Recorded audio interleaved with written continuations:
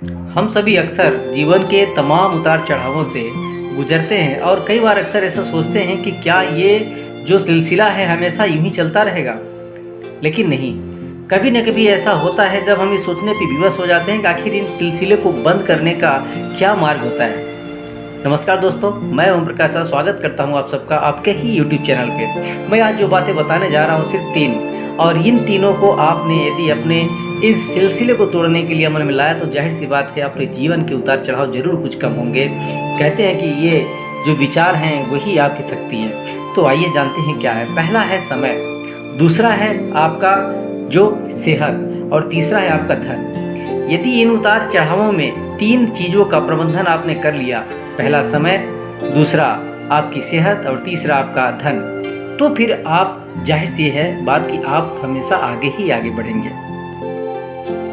तो आइए जानते हैं, क्योंकि आपने सुना होगा कि काल करे सो आज करे, आज करे सो अब, पल में प्रलय होएगी बहुरी करेगा कब। यानी कि जो भी आपका समय है वो पूरा वापस नहीं आने वाला। और ये हम सभी अपने बचपन की किताबों से पढ़ते हुए आ रहे हैं और कई विद्वानों के मुख से हमने सुना है। जी हाँ, समय एक ही ऐसा कहते हैं कि जो हथियार होता है जो कि उन उतार चढ़ावों को मैनेज करने में बहुत बड़ा योगदान देता है। यदि आप अपने कार्यों के विभाजन को यदि आपने सुगमता से एक सिस्टम में ढाल लिया है कि जैसे कि हमें क्या काम करना है, आज क्या काम करना है इस सप्ताह में, या क्या काम करना है इस महीने में, तो उसके हिसाब से यदि आपने प्रबंधन कर लिया और एक शेड्यूल बना लिया, लिस्ट बना लिया, तो आप कभी भी उस लिस्ट के अनुसार आप उठा करके चल सकते हैं और उसके साथ चलते हैं तो आपका समय का प्रबंधन हो चुका होता है। और उतार चढ़ाव हमेशा जो आते हैं आप में कुछ न कुछ उसके विचलन जरूर देखेंगे, यानी उतार चढ़ाव कम होते देखेंगे। दूसरा है आपका सेहत।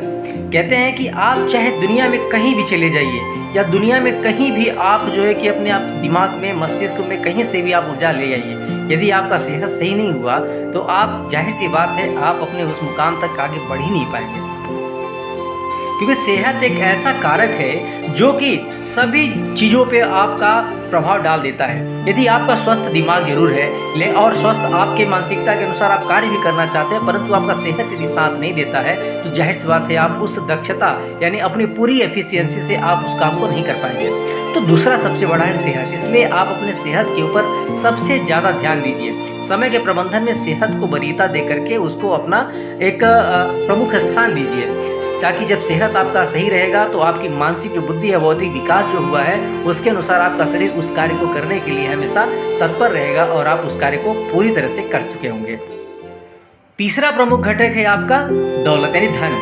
देखिए क्या होता है कि जब हमारे पास धन नहीं होता है तो हमारे बौद्धिक विकास और मानसिक क्षमता के अनुसार हम कार्य तो करना चाहते हैं। जैसे कि माने आपकी जैसे केबीसी का आपने देखा होगा कि एक सीरियल में एक व्यक्ति जो है कि करोड़ों रुपए कमाता है, लेकिन वो उतनी ही तेजी से उस दौलत को गंवा देता है, क्योंकि उसके अंदर प्रबंधन नहीं होता है। वो है ना तो समय का प्रबंधन कर पाता है, ना ही सेहत का प्रबंधन कर पाता है, ना हेल्थ का, और दौलत की प्रबंधन तो बहुत दूर की बात है। तो कहते हैं कि आप अपने दौलत का जो मैनेजमेंट है, यानी उससे जो आपके पास जो पावर आती है, यानी ये जो दौलत की शक्ति है, इसको यदि आपने सही ढंग से यूटिलाइज नहीं किया या इसको सही ढंग से नहीं बांटा अपने जो प्रमुख विचारों के अनुसार, तो जाहिर सी बात है आप कामयाबी की ओर बिल्कुल भी नहीं बढ़ पाएंगे।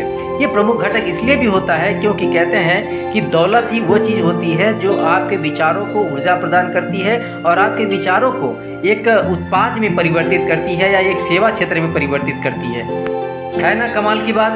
ये तीनों बातें आप यदि अपने लाइफ में, अपने जीवन में यदि आप अपनाते हो तो जीवन के उतार चढ़ाव से आप जरूर मुक्ति पा सकते हो, या ये कहा जाए कि उसको नियंत्रित कर सकते हो।